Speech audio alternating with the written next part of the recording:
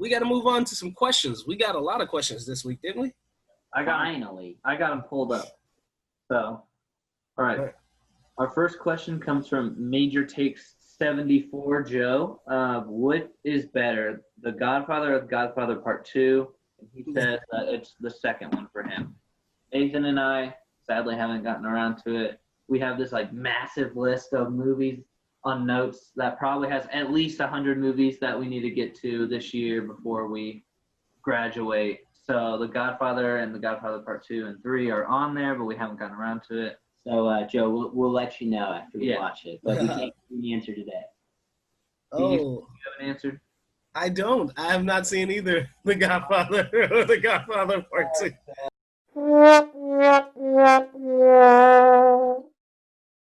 I'm sorry, Joe.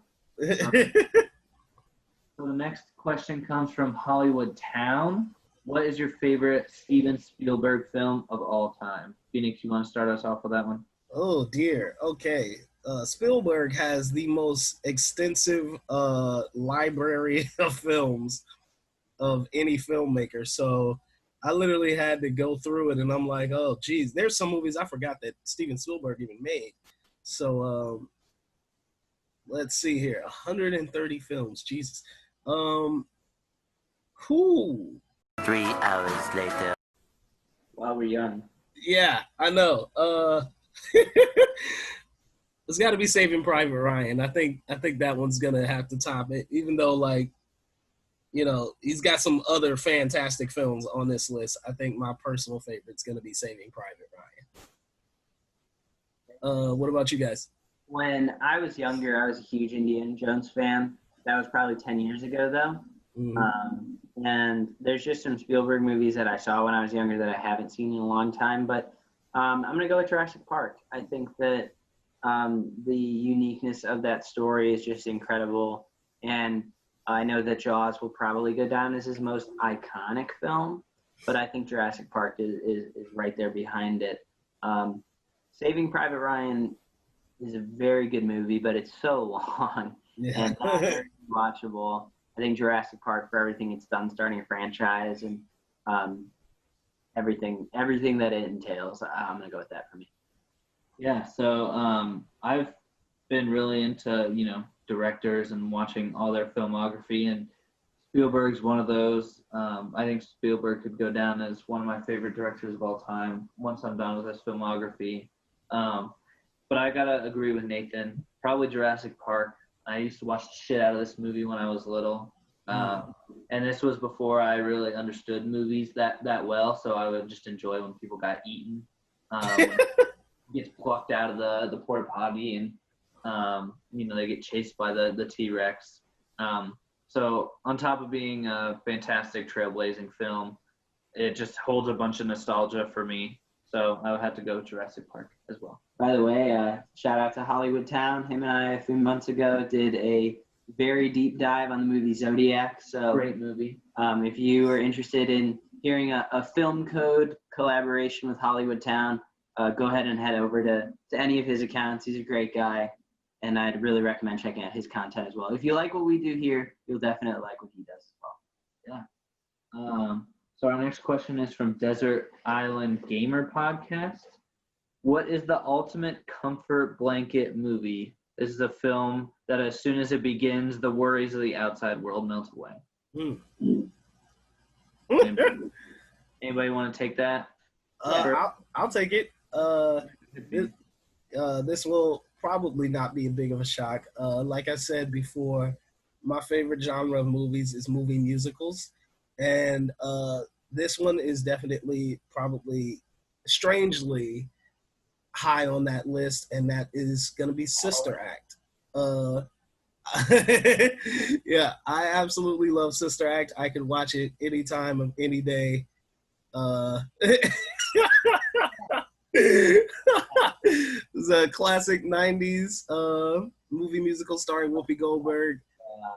I love this movie to pieces. I will watch it anytime of any day, anytime it's on. So that for me is going to be my blanket movie.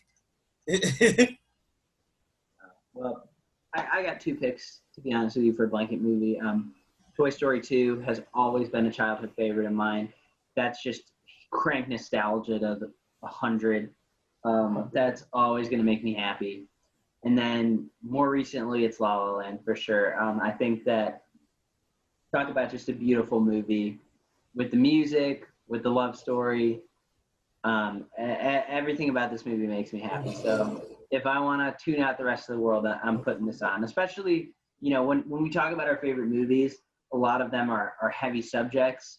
Like if you got a lot going on in your world, you just need to relax. You're probably not going to put on Inception. You're probably not going to put on Interstellar or Pulp Fiction. Like you want something light that you don't have to think too much about. So both of those movies are that for me. So I got a couple picks. My first pick is the original Fast and Furious. Just a great early 2000s movie. I think I could just turn this on and just watch the car racing and all the action and all that start to a mediocre but one of my favorite franchises. And then my number one has to be About Time. This is one of my favorite movies. Mark Gleason, Rachel McAdams, time travel, rom-com. This is a fantastic film. Every time I'm just like browsing on Netflix, I'll come across this every once in a while and just play the demo or whatever you want to call it when you like hover over a film. I'll watch it every single time. If I could watch this movie like once a month, I probably would. So that's going to be my choice. And then the last question is from Chance Whitmore. LA Confidential or Unusual Suspects? Usual Suspects. I have not seen either of those movies.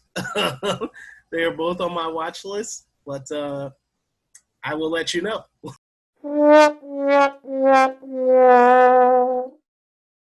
Once I've seen one of those movies. It's so fucking typical that now we get a bunch of questions. And I'm sorry we can't answer that one either. Please keep asking us questions. And Phoenix and I, who run our Twitter, will be better about letting you know that we can't answer that. we were not on our game this week. Joe, we'll get on watching those 4 movies and we'll come back to you. Yeah, and please keep asking us questions, though. Sorry that we can't do that one. But, guys, every week over on Twitter at FilmCodePod, we ask for some questions to take here on the show. You'll get more of a genuine reaction, whereas our discussion and the movie we're going to review, we have a long time to talk about it, to think about it, and to, really prepare what we want to say. With these, it's more genuine, it's more authentic reactions. So it's more on the spot. Any film-related question you have, whenever we ask for Q&A time over there on Twitter, feel free to drop questions, anything movie-related. The 4 of you guys that asked questions this week, thanks so much.